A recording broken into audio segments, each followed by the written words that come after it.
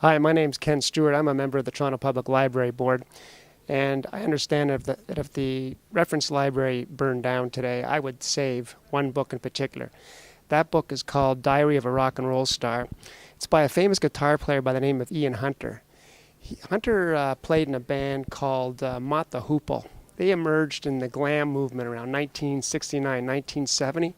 Glam was a genre of music, mostly in response to the hippie counterculture in the late 60s.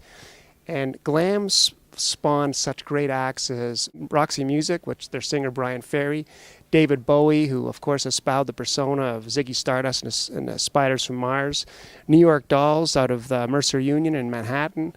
There was Lou Reed, Iggy Pop, Gary Glitter, who unfortunately has gone on to other unworthy events, but nevertheless, the music was fantastic.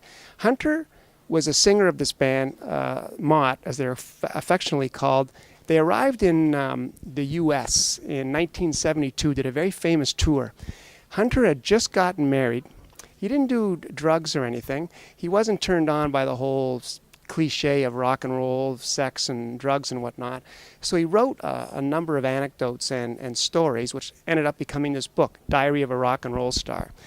And what we think of as rock and roll and hotel rooms and wild parties and groupies and lots of salacious activities, Hunter actually showed the other side of rock and roll, which was actually, there was a real sadness to it, real humanity to it. In fact, the book, as much as you'd think would be a cliche of rock and roll and of music and of show business, was really a story of the human condition.